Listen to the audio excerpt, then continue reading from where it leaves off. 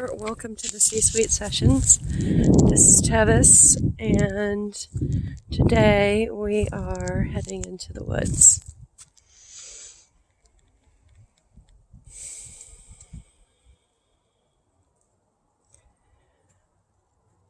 If you're listening, you can't see what I'm showing you, but I want you to imagine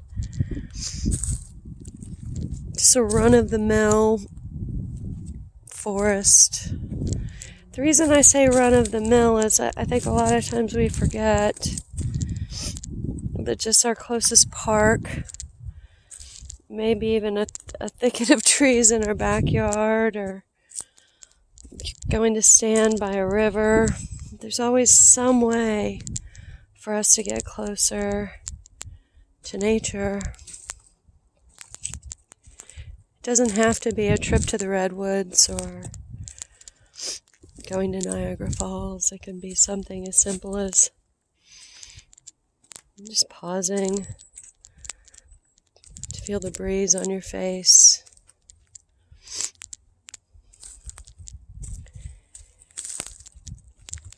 So this reminder of eternity, right? The perpetuity of nature. It gives us this amazing contrast of both durability and fragility. But what's always happening is regeneration. Always. Even when things are falling apart, whatever that detritus is becomes fodder for what is new. So right now is often true on the planet. In our human existence, there's a lot to preoccupy yourself with. And while there's a lot outside of our control, there's actually a lot that we can do to take care of our immune systems and to bolster our emotional resiliency, because those two things are really closely tied together. If you've ever studied people who triumph over disease or triumph over any kind of obstacle, so much of it is a head job. I'm not saying that's a guarantee. That would be a foolish claim to make. But it sure helps the ride, right? So chances are you've got a lot of thoughts going on. And we're just going to do a little practice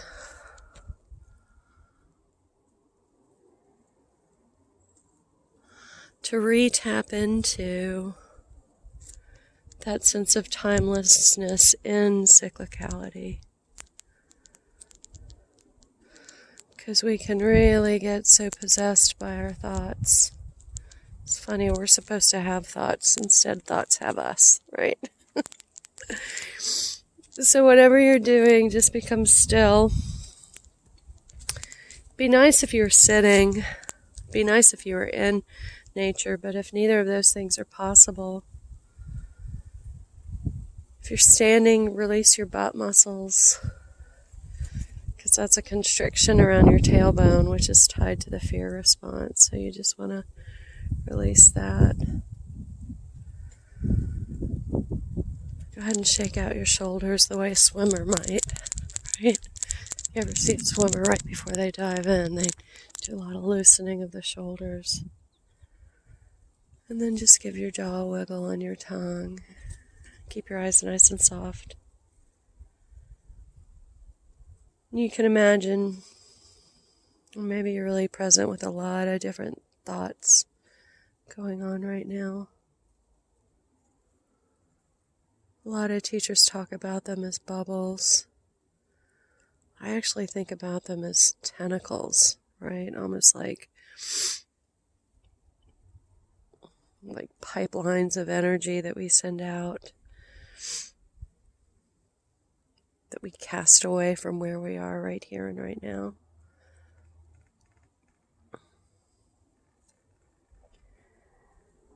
So as you draw your awareness into you and your breath, and those tentacles are reaching out into anything other than right here, this moment. You can imagine yourself drawing that tentacle back into you,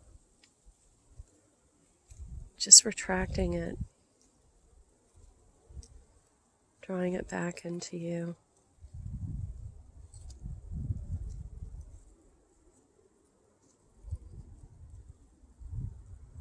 So as you do that, you may notice they quickly want to go back to wherever they were out seeking for.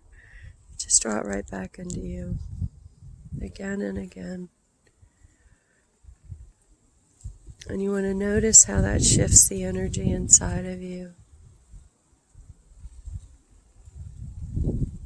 Keeping your breath nice and deep.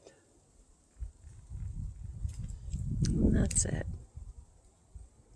Super simple, super easy, and hopefully super helpful for you as we navigate yet another moment in the adventure of a lifetime on planet Earth.